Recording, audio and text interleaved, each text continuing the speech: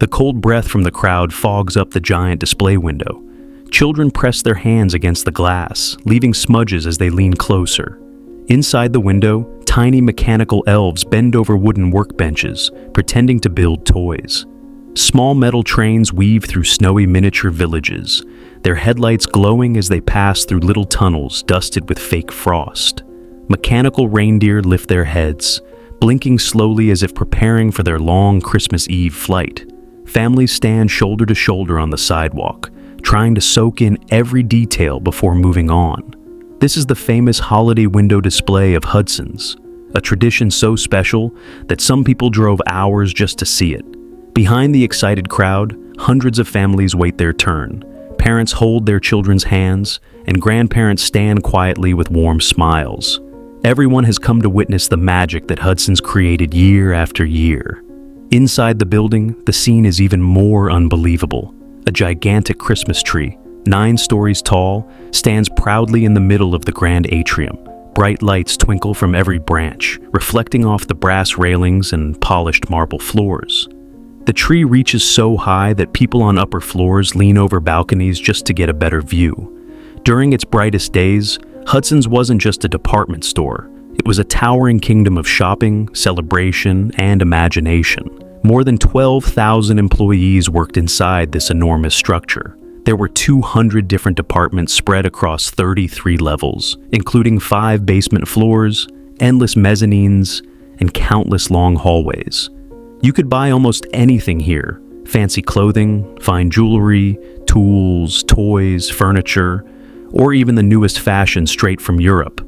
Hudson's wasn't just Detroit's greatest store. For a long time, it was one of the greatest department stores in all of America. But behind its warm holiday glow lies a story that is far more complicated.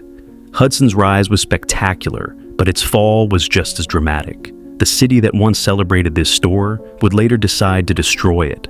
How does a place that meant so much become a building that a city chooses to tear down? What happened to turn Detroit's most beloved Christmas destination into a demolition site?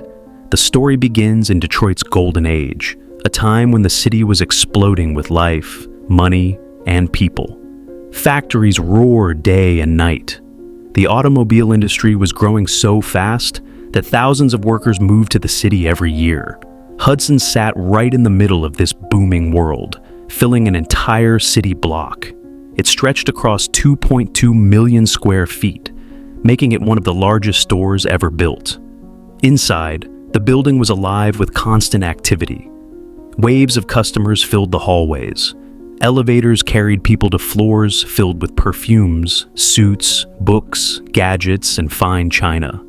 The air carried a mix of scents: fresh popcorn from the snack counters, perfume from the cosmetic aisles, and the warm smell of roasted nuts sold in festive cones. During the holiday season, the number of visitors could reach hundreds of thousands. Yet Christmas was when Hudson's truly became something magical. Every year, families from all across Michigan traveled to Detroit to walk along Woodward Avenue and stare into the holiday windows. These weren't simple displays. They were full animated scenes built with moving parts, glowing lights, and tiny details that brought the holidays to life. The windows became so popular that police officers had to control the crowds. People gathered so tightly that their breath covered the glass in fog. Children begged their parents to lift them up so they could see everything. Inside the Grand Atrium, the famous 9-story Christmas tree stood like a glowing tower. Workers spent days decorating it with thousands of sparkling lights, giant ornaments, and shimmering garlands. When the lights were finally turned on, huge crowds packed the building, cheering as the tree lit up the entire hall. For many Detroit families, this moment marked the official start of the holiday season. On the 12th floor, the store transformed into Santa Land and Toy Town. The smell of candy canes filled the air, and bright decorations hung from every corner. During peak Christmas weeks, almost 500,000 visitors came to this floor alone. Toy demonstrations, mechanical dolls, and model trains entertained children as they waited, sometimes for hours, to meet Santa. His little cottage sat in the corner, complete with a chimney, glowing lanterns, and soft music. Children came dressed in their best winter clothes, ready to sit on Santa's lap and share their Christmas wishes. Hudson's wasn't just a store. It helped shape Detroit's entire holiday culture. In 1924, the company played a major role in creating the Detroit Thanksgiving Day Parade, which eventually became one of the country's most famous parades. For many people, the parade signaled the beginning of the holiday season, and Hudson's was at the heart of it. But Hudson's wasn't only known for the holidays. Even during the warm summer months, the store remained a center of excitement. The building hosted fashion shows that rivaled Paris runways. Restaurants inside the store served thousands of meals each day. There were art exhibitions, displays of European treasures, and even showcases of the latest automobile designs from Detroit's booming car industry. From every angle, Hudson's represented Detroit's power and pride. It symbolized a city that was confident, wealthy, and filled with opportunity. Yet, forces were quietly building that would soon threaten everything Hudson stood for. By the early 1950s, America was changing. Families began moving from crowded cities to quiet suburbs. New shopping centers opened outside downtown areas. These shopping malls had modern designs, air conditioning, and huge free parking lots. People no longer needed to travel into the city to buy clothes or gifts. They could shop closer to home. Detroit was no exception. Suburban neighborhoods grew rapidly. More highways were built. Cars became the main form of travel. And with each passing year, downtown Detroit became a little less crowded. For Hudson's, the change was slow at first. The store had been so powerful for so long that it seemed unstoppable. But beneath the surface, trouble was forming. Trouble that would eventually lead to the end of Detroit's greatest store. The story of Hudson's cannot be understood without first understanding the man whose dream started it all. Long before the famous store rose above Woodward Avenue, a young boy named Joseph Lothian Hudson, known simply as J.L. Hudson, began a journey that would one day reshape Detroit's entire retail world. He was born in 1846 in Newcastle upon Tyne, England, a busy industrial town filled with noise, factory smoke, and the movement of workers heading to long shifts. When he was only 9 years old, his family decided to leave England behind and start a new life in North America.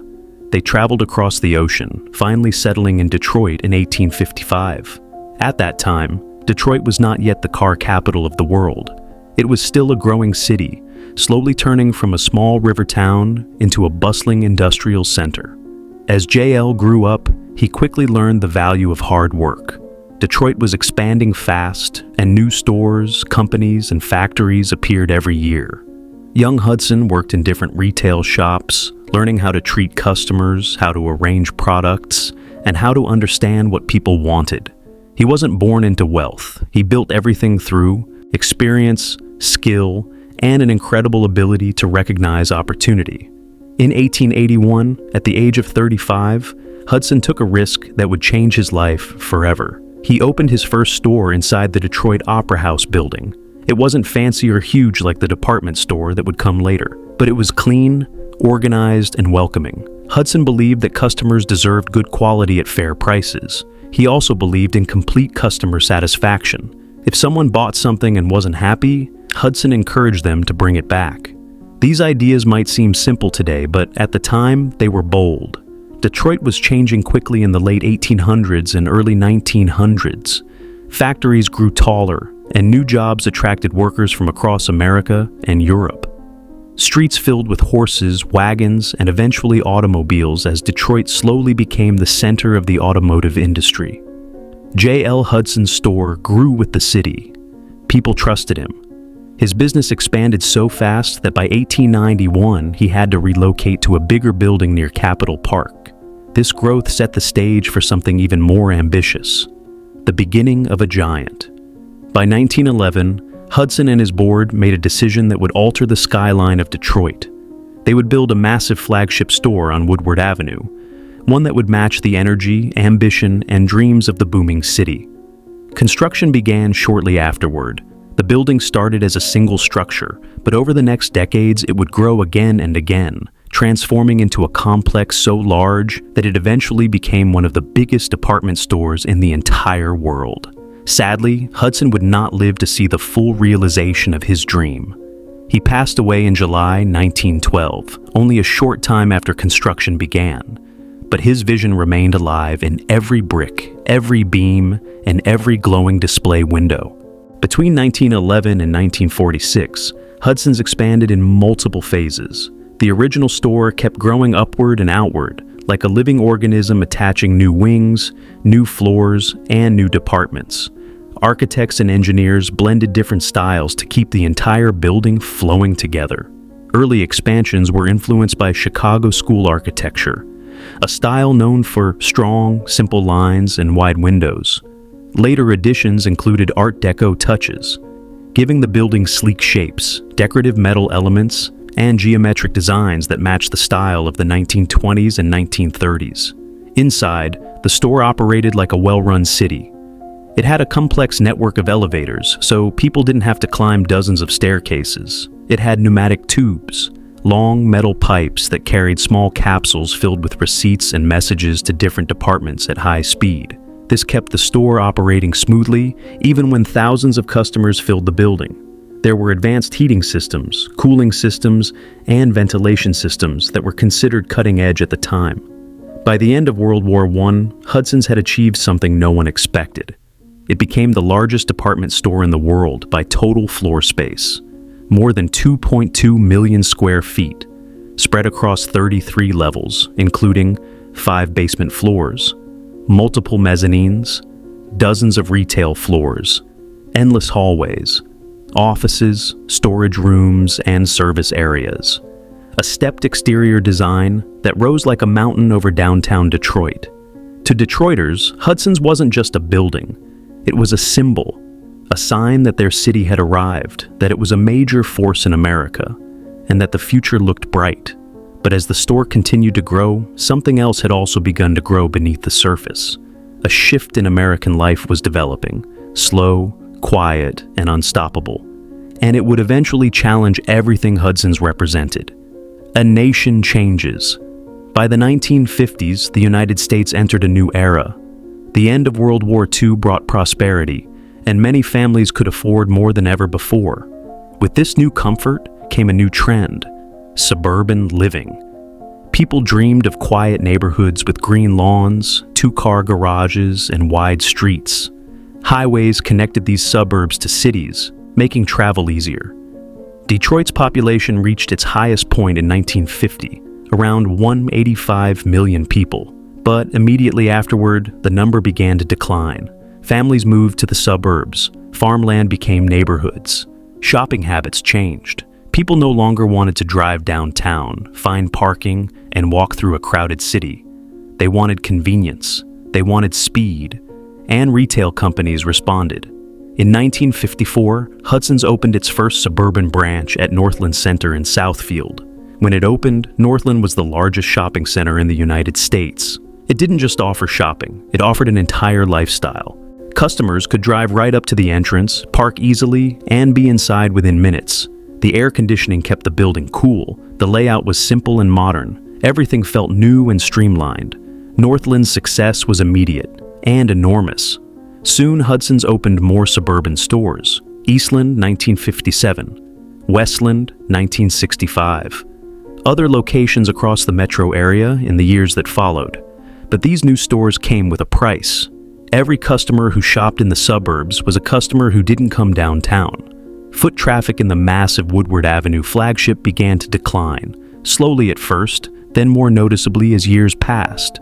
Many people didn't realize it, but the downtown store had begun its long, painful slide. Detroit's wider struggles. Hudson's challenges weren't happening in isolation. Detroit itself was going through dramatic change. The 1967 civil unrest pushed even more families and businesses to leave the city. Entire neighborhoods emptied. The 1970s brought new shocks: oil shortages, competition from foreign car companies, and the weakening of the auto industry that had built Detroit's middle class. What had once been one of America's strongest cities was now fighting just to survive. As Detroit began struggling in the 1970s, Hudson's downtown flagship started to feel the pressure more than ever. What had once been a busy maze of shoppers, workers, and holiday celebrations slowly began to grow quieter. The same wide hallways that were once hard to walk through on weekends became strangely empty. Escalators that once carried streams of customers now hummed quietly with only a few riders. The store's massive size, once its proudest feature, became one of its biggest problems. Hudson's tried everything it could to keep people coming downtown. They renovated entire departments, hoping a newer look would bring excitement back. They adjusted prices and updated their merchandise to match changing trends. They ran big advertising campaigns to remind people that the downtown location was still open and still full of holiday magic. But no matter how hard the company tried, the results didn't match the store's former glory. Department by department, floor by floor, the building slowly began to shrink on the inside, not in size, but in activity. Stores inside the store closed. Areas that once buzzed with customers were roped off or turned dark to save money on lights and heating. Whole floors that once held beautiful clothing displays were reduced to a few racks or were left completely empty. The famous restaurants that once served thousands every day struggled as well. In the store's golden age, business people, workers, shoppers, and tourists all filled Hudson's dining areas during lunch hour. Now, with fewer workers downtown and fewer shoppers in the store, the sound of clinking dishes and busy chatter grew quieter. Even Hudson's most magical holiday traditions couldn't escape the decline. The Christmas windows still appeared every year, glowing with mechanical elves, winter villages, and dancing lights. But the crowds grew smaller. Parents who once drove hours just to stand on the sidewalk now stayed closer to home, choosing suburban malls decorated with modern lights, new attractions, and easier parking. Outside, downtown Detroit streets looked different too. Fewer people walked along Woodward Avenue. Fewer stores stayed open after dark. Buildings that were once filled with offices now carried "for lease" signs or sat quietly with empty windows. Inside Hudson's, the atmosphere was changing. Employees who had worked there for decades noticed the difference. The building felt too big for the number of people inside. What was once a lively, crowded center of retail now felt like a grand palace with too many empty rooms. By the early 1980s, the truth was impossible to ignore. The downtown Hudson store was no longer sustainable. It had simply become too large, too expensive to maintain, and too empty to survive. The closure that shocked the city. On January 17, 1983, Hudson's announced something few Detroiters ever believed they would hear. After decades of being the heart of downtown shopping, the store would close its doors. The news traveled through the city like lightning. People felt sadness, shock, and disbelief. Hudson's wasn't just a building.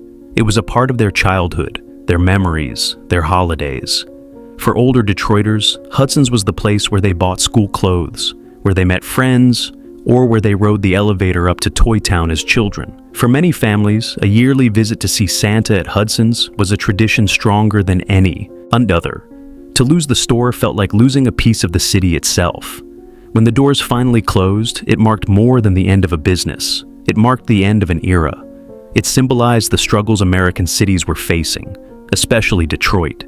Downtown department stores across the country were closing, but the fall of Hudson's felt especially painful because of how deeply it was woven into Detroit's identity. A giant without a purpose. Even after the store closed, the building didn't fall silent immediately. Around 100 employees from Hudson's corporate offices continued to work in the upper levels of the structure. They filled some of the office floors, using the building as headquarters while the company transitioned into something new. This continued for a little over a year, until May 1984, when Hudson's officially merged into the department store division of Dayton Hudson Corporation. After the merger, things changed quickly. By late 1986, all executive teams and buying staff moved to Minneapolis. With that, the enormous Hudson's building, once the busiest retail center in Detroit, became mostly empty. The structure, with its 33 levels and more than 2 million square feet of space, now sat like a silent giant on Woodward Avenue. And a giant with no purpose becomes a difficult problem. Dangerous size, difficult future. In December 1989, the building was sold to Southwestern Associates, a company from Windsor, Ontario. The sale officially ended Hudson's direct link to the building that had defined Detroit's shopping world for generations. The new owners faced a nearly impossible challenge. What do you do with a building this enormous? Repurposing Hudson's was harder than almost anyone expected. Developers suggested many ideas, turning it into a huge office center, dividing it into mixed-use floors, creating a marketplace with small shops, converting parts into apartments, renovating it into a hotel, transforming it into an entertainment complex. But none of the plans succeeded. The reasons were simple and heartbreaking. The building was far too big. The cost would be massive. Detroit's economy was still declining. Investors weren't willing to take the risk. As the early 1990s passed, the building started showing signs of age. Paint peeled, floors cracked, water damage spread. Graffiti appeared. The decline wasn't sudden or violent. It was slow, steady, and sad. The building was slowly losing its battle against time. City officials saw the danger clearly. A massive empty structure in the middle of downtown could not sit forever. Reports showed that repairing the building would be too expensive, and finding a use for it might take decades. Hudson's had once been a symbol of Detroit's power. Now it was becoming a symbol of Detroit's struggle. The city makes a decision. In 1996, after years of debate and planning, the city of Detroit took control of the property through condemnation. Engineers studied the structure. Economists ran financial projections. Developers examined the potential. And after all the studies were complete, the conclusion was unavoidable. Hudson's had to be demolished. This decision wasn't made lightly. Many people were angry, others were heartbroken. To some, it felt like erasing history. But to the city, leaving the building standing with no purpose was even worse. Detroit needed space for new beginnings, new projects, and new hopes. Preparing for the end. The demolition of a building as enormous as Hudson's was not a simple task. It required months of preparation, careful engineering, and expert precision. Multiple companies were hired to handle the job. Walbridge Aldinger and Jenkins Construction managed the early stages, removing hazardous materials and preparing the structure for collapse. The final demolition would be handled by Controlled Demolition, Inc. They were known for bringing down some of the largest buildings in the world. But Hudson's presented a unique challenge. It was tightly surrounded by other buildings in downtown Detroit. One mistake could cause damage to neighboring structures. Everything had to be perfect. Workers drilled into walls. Explosives were placed carefully throughout the building. Each charge was tested and retested. Computer models predicted how the building would collapse. Engineers studied every detail. Hudson's had stood for nearly 90 years. Now it would fall in seconds. By the autumn of 1998, everything was ready. After nearly a century of standing tall over Detroit, Hudson's was about to take its final bow. The preparation took months, with teams of experts carefully placing explosive charges throughout the structure. Every wire, every hole drilled into concrete, and every bag of explosives was part of a large and precise plan. This was not just any demolition. It was the biggest implosion of a building in downtown Detroit's history. A city gathers to watch an ending. On the chilly afternoon of October 24th, 1998, thousands of people gathered downtown. Some stood quietly with their hands in their pockets. Others talked softly with friends or family, remembering the days when Hudson's was filled with Christmas lights, music, and crowds. Parents held their children on their shoulders, wanting them to witness history, even if they would never fully understand what the building had once meant. Television news crews lined the streets. Reporters waited for the exact moment. Some older Detroiters wiped tears from their eyes. Many of them had childhood memories tied to Hudson's, memories of seeing Santa, riding the escalators, or walking through the holiday windows. To them, this wasn't just a building coming down. It was like watching a part of their own past disappear. At 5:45 p.m., the countdown began. A voice crackled through speakers, steady and calm, even though the air felt electric with emotion. 10, 9, 8, people held their breath. 3, 2, 1, a thunder that echoed across the city. The first explosion sounded like a heavy thump, followed by another and another, each one echoing off nearby buildings. The ground trembled, windows rattled. A wave of sound rolled through the streets. The explosions were timed perfectly. traveling down through the building in a sequence that would make it collapse inward like a folding card. For a split second, Hudson seemed frozen, as if resisting the fall, and then, suddenly it gave way. The enormous structure crumbled toward the center, floors folding down onto one another. The collapse took only a few seconds, but to the thousands watching, it felt strangely slow, almost dreamlike. A huge cloud of dust exploded into the air, rising up like a storm and rolling through downtown streets. People covered their faces with scarves and sleeves, though many stood rooted in place, staring at the empty space where Hudson's had stood just moments before. When the dust finally began to settle, Detroit's skyline looked different. The building that had once towered over Woodward Avenue was gone. All that remained was a mountain of rubble and a hollow silence. The heart of downtown had lost one of its oldest, strongest symbols, an empty space filled with memories. After the implosion, workers spent weeks clearing the debris. Crushed bricks, twisted metal beams, broken glass, and shattered concrete were loaded into trucks and hauled away. The site that had once held one of the world's largest department stores was now just a flat, empty space. The lot measured 2.1 acres, but it felt much bigger. It was surrounded by busy streets and tall buildings, yet somehow looked lonely, a reminder of everything Detroit had lost over the years. For many residents, the empty space brought mixed emotions. Some felt heartbreak, remembering Hudson's as the place where they bought their first suit, had their first job, or saw their children smile in Santaland. Others felt a quiet sadness, knowing that their city had once been so powerful, with booming industries and shining stores, and now was facing the painful reality of decline. But there were also Detroiters who believed the demolition was necessary. They saw the empty lot not as a symbol of failure, but as a chance for something new, a chance to build something that could help downtown come back to life. The long wait for a new beginning. Even after the debris was cleared, the site remained undeveloped for many years. It became one of the most famous empty lots in the city. People passed by daily, imagining what could one day rise there. Developers pitched ideas, some talked about office towers, others imagined apartments, hotels, or cultural centers. But the economy struggled. Downtown Detroit needed investment, and large projects seemed too risky. Throughout the early 2000s, the Hudson's block stayed quiet. Grass sprouted here and there. A few events were held on the lot, but nothing lasting. It was strange to see such a large, empty space right in the middle of a major American city. It almost felt like a missing tooth in a smile, something clearly absent that had once defined the entire look. In many ways, the empty lot became a symbol of Detroit itself, full of history, full of potential, but waiting for new life. The fact that Hudson's had once been the largest department store in the world by floor space made the emptiness even more noticeable. People joked that you could land a helicopter in the space.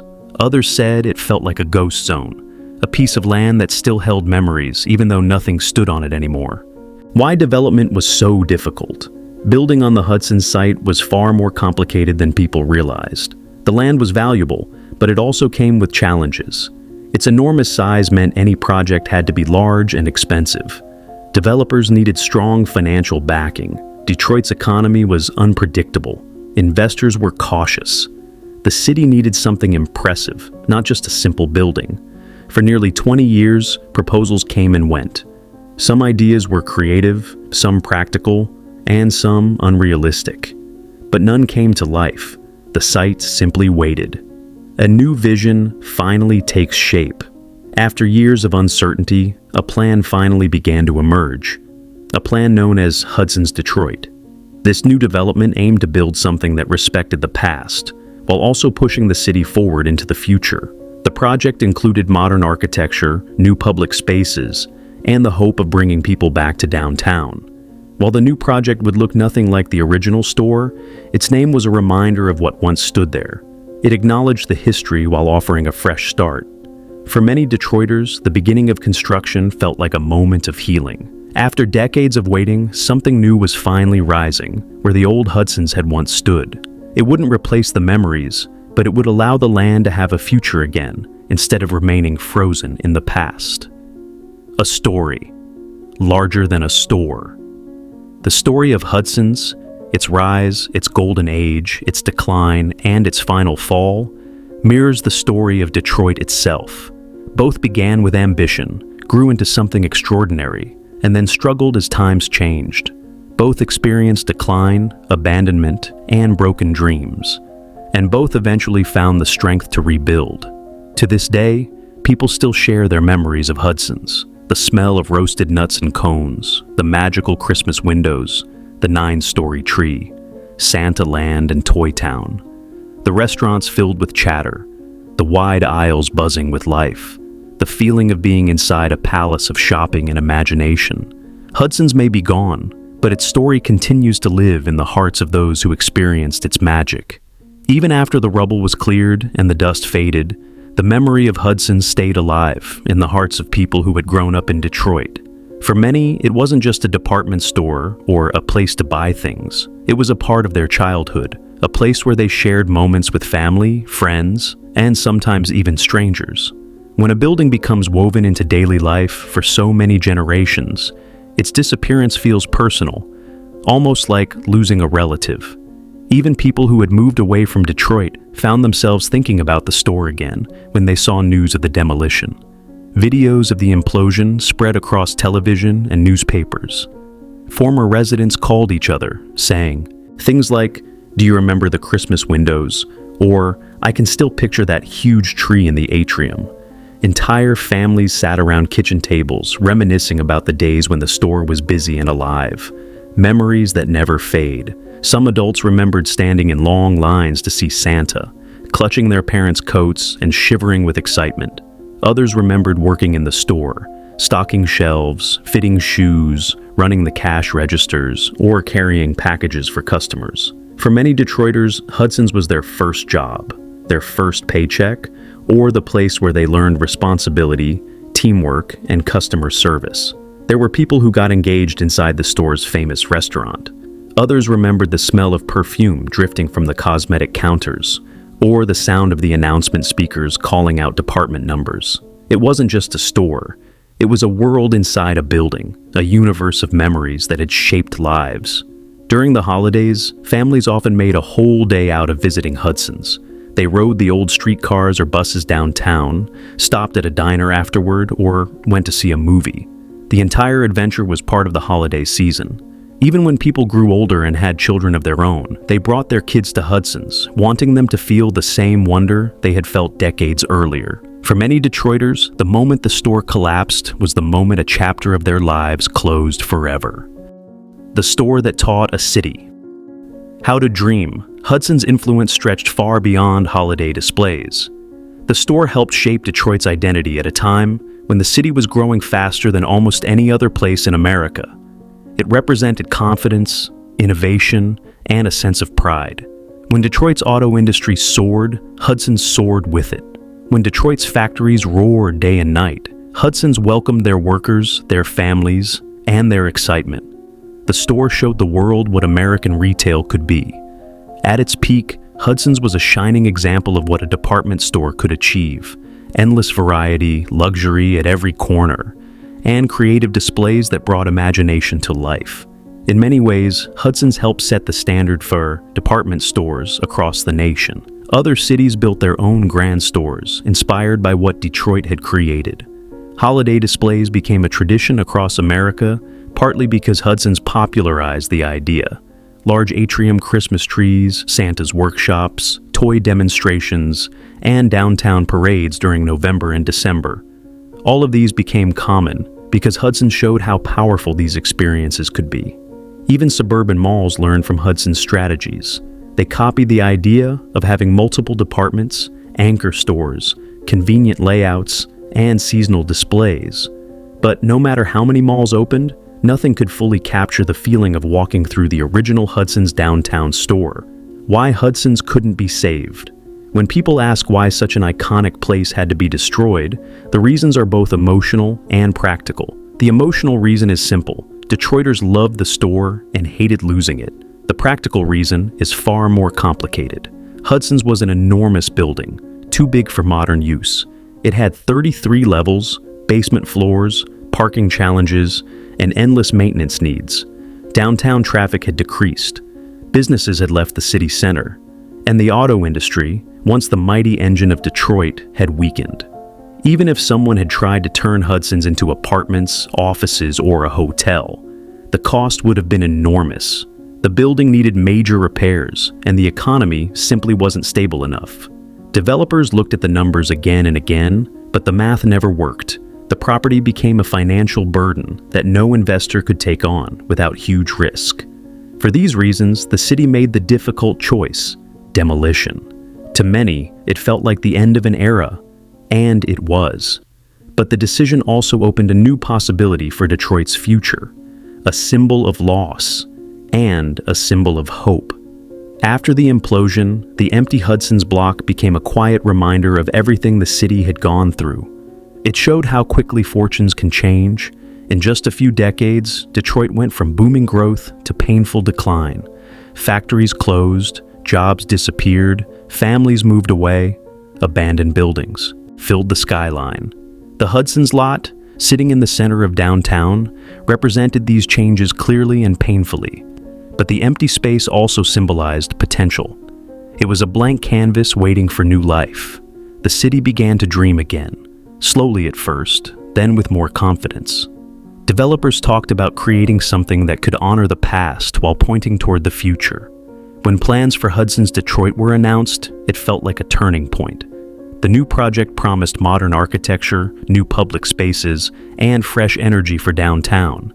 It wouldn't be the same as the original store, but it didn't need to be. It simply needed to bring new purpose to a site that had been silent for too long. The new development carried a name that would remind future generations of what once stood there.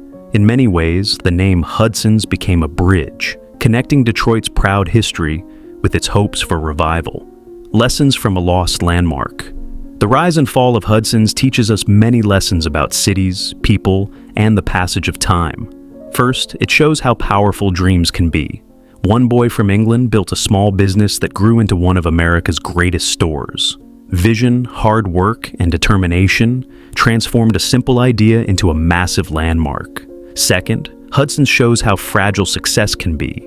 Even great buildings, great companies, and great cities must adapt. When times change, standing still becomes dangerous. Third, the story reminds us that memories do not depend on buildings. The walls may fall, but the emotions, traditions, and experiences stay alive. Fourth, Hudson shows how deeply a place can shape a community. A store isn't just a place to spend money. It can be a place where families gather, traditions form, and dreams take shape. A final walk through the past. If someone today were to stand on the Hudson site and close their eyes, they could almost imagine the building still standing. They might picture the glowing holiday windows drawing crowds on a snowy evening. They might imagine the escalators humming, the smell of popcorn in the air, and the sound of joyful children waiting to meet Santa. They might think about the employees who spent their lives helping customers, or the families who made Hudson's part of their yearly traditions. Even though the building is gone, the legacy remains. Hudson's continues to live in stories, photographs, memories, and family traditions passed down through generations. A story that belongs to everyone. Hudson's is not just the story of a department store. It is the story of a city, a community, and a changing America. It represents ambition, hard work, joy, and deep sadness. It shows how buildings can rise like giants and fall like forgotten monuments. But it also shows how the human spirit continues, even when physical structures disappear. Detroit still remembers Hudson's, and as long as people share their experiences, the holiday magic, the department floors, the toy displays, the parades, and the memories, Hudson's will never truly be gone.